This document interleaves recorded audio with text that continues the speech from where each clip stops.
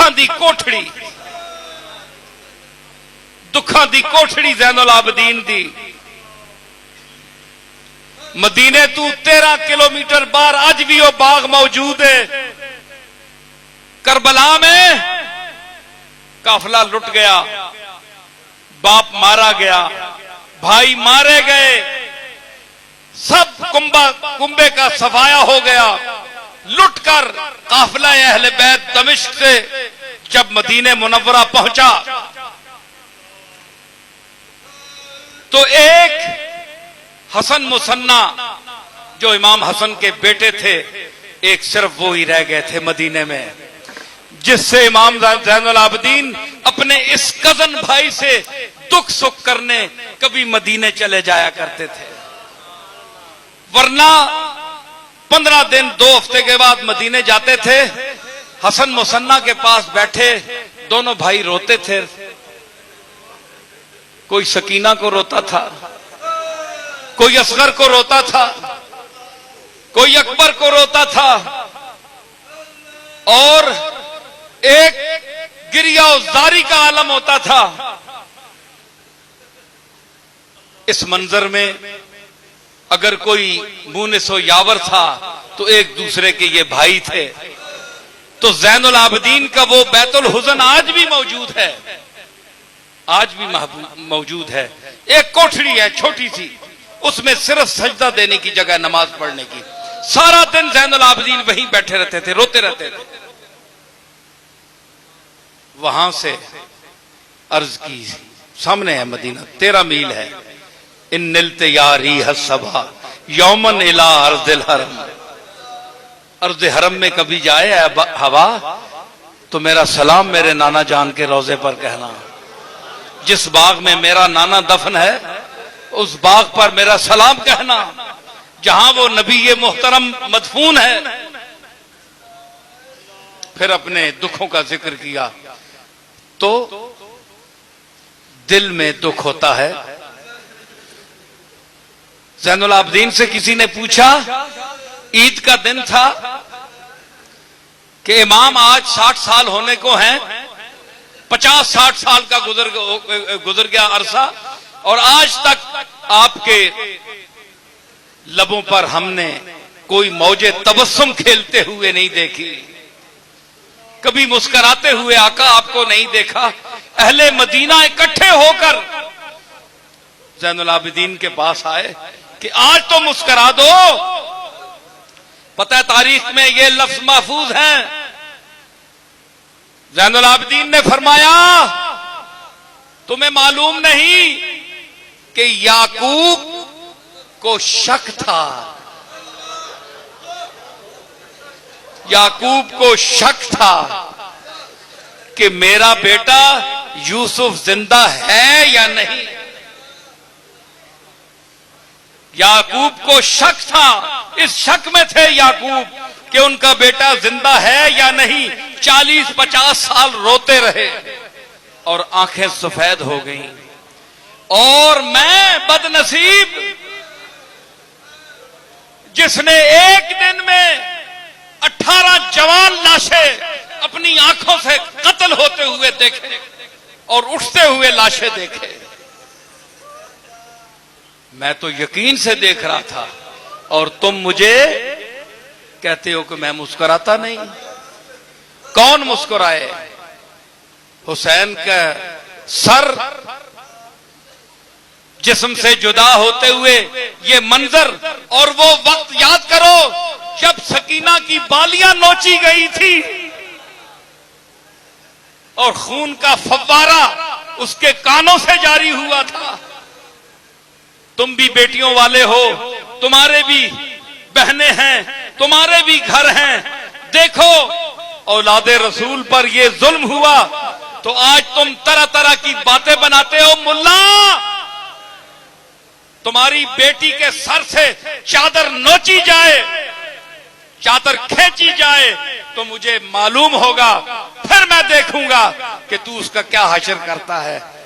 वो रिदाए ततहीर जिनके सरों से उठाई गई और सरे मजलिस यजीद के दरबार में सैयदा फातिमा की लाडली ज़ैनब की बहन फातिमा के सर से चादर ये कहकर उतारी गई कि ये रिश्ता मुझे दे दो। मुल्ला तू गवारा कर लेगा? तेरी बेटी को देखकर कोई कहे कि रिश्ता मुझे पसंद है? बेगैरतो, हया करो बेगैरतो। अहले बैत के दुश्मनों, हसन हुसैन सैयदा ज़हरा के नूर हैं और कमली वाले के मंजूर हैं। ये कैसी उम्मत हो कि नाना का अदब तो करते हो, औलाद को बुरा जानते हो। जो औलाद को बुरा जाने, बाप उसको अच्छा नहीं जानता, नाना उसको अच्छा नहीं जानता। आपके मोहल्ले में आपके बच्चे को कोई थप्पड़ मारे, आपके पास बच्चा रोता हुआ आए, तो आप किस नजर से उस आदमी को देखेंगे? बोलिए आप, किसने, तुमने क्या किया है? और तुम दिल में रखोगे वो बात कि इसने इस मौके पर मेरे बेटे के साथ ये सलूक किया था। याद रख, अगर तूने हसन हुसैन का, और क्या तू कर सकता है? कौन देता है? देने को मुंह चाहिए। तू क्या कर सकता है? कम से कम अदब ही रख, हया कर, और हुसैन के दुश्मनों को हुसैन का दुश्मन समझ और अपना दुश्मन समझ।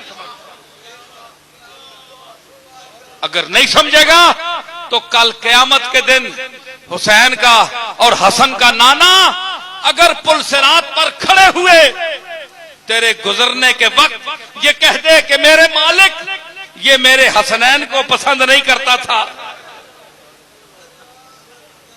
इसको मैं नहीं गुजरने दूंगा। तू क्या समझता है कि कमली वाले के इशारे के बगैर अल्लाह गुजार देगा?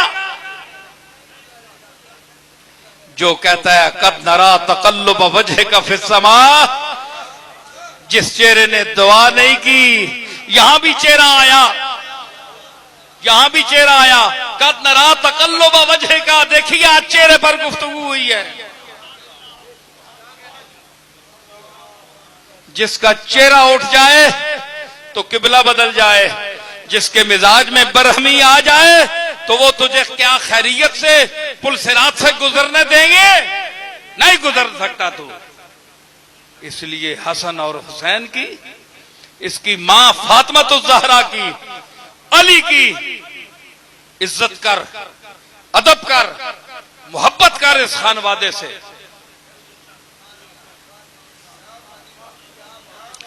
खाह मेरी ये फरासत है कि नादानी है। मेरा शेर मुझे याद आ गया, खाह मेरी ये फरासत है कि नादानी है, हुब्बे औलादे नबी शर्ते मुसलमानी है।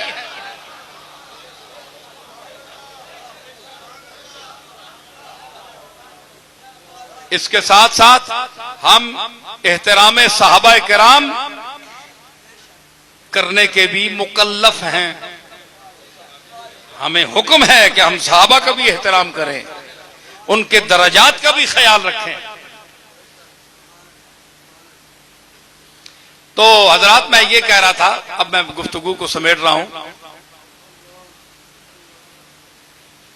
हाँ, तो ये इमाम हसन की खिलाफत के मुतल्लिक कह रहे हैं, भाई रोशनी डालें। रोशनी क्या है? वो सरापर रोशनी थे,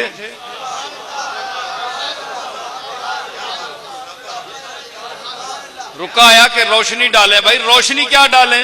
रोशनी पर रोशनी क्या डालें? बड़ी हिमाकत है, आफताब को चराग दिखाएं।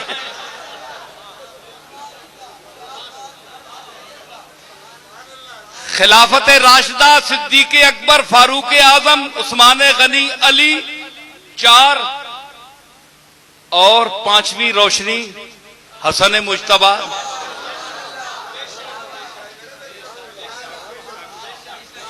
नहीं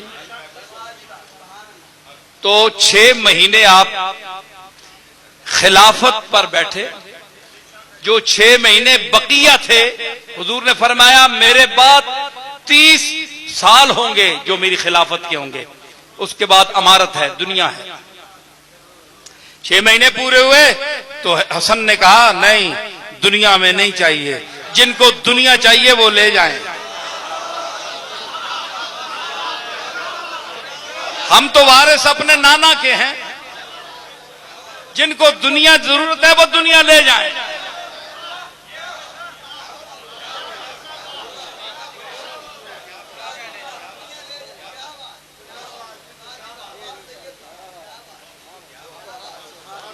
तो मतलब है कि ये बहुत बड़ी बात है। देखें, इक्तिदार छोड़ना बहुत बड़ी आजमाइश है, कोई नहीं छोड़ सकता। एक तरफ यह था कि किसी तरह हो मैं इक्तिदार पर फायज रहूं, चाहे आदमी मरते हैं तो मरें। इमाम हसन ने कहा नहीं, मैं वो इक्तिदार कभी नहीं पसंद कर सकता कि जिसमें खून